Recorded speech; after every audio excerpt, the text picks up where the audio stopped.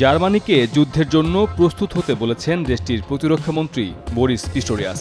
দেশটির নাগরিকদের বাধ্যতামূলক সামরিক চাকরিতে ফিরে আসার প্রয়োজনও হতে পারে বলে মনে করেন তিনি।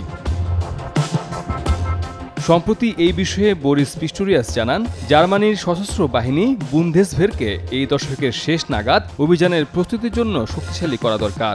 রাশিয়ার ইউক্রেন আক্রমণ করার পর ইউরোপের সার্বিক নিরাপত্তা ঝুঁকির কথা মাথায় রেখে জার্মানির প্রতিরক্ষা মন্ত্রী এই উদ্বেগ প্রকাশ করেছেন।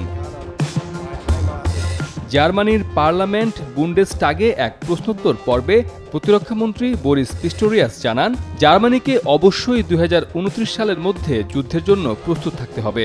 সবচেয়ে খারাপ পরিস্থিতি এড়াতে অবশ্যই প্রতিরোধ ব্যবস্থা গ্রহণ করতে হবে। এসব কারণেই অর্থ বরাদ্দ, সামরিক উপকরণ ক্রয় ও নতুন সেনা নিয়োগ দেওয়ার বিষয়েও জোর দিয়েছেন বরিস পিস্টোরিয়াস। এই বিষয়ে তিনি জানান, জরুরি অবস্থায় তাদের তরুণ শক্তিশালী নারী ও পুরুষদের প্রয়োজন, যারা দেশকে রক্ষা করতে পারবে। সম্ভাব্য করণীয় সম্পর্কে যাচাই বাছাই করার জন্য নিজের মন্ত্রণালয়কে নির্দেশনাও দিয়েছেন বরিস পিস্টোরিয়াস।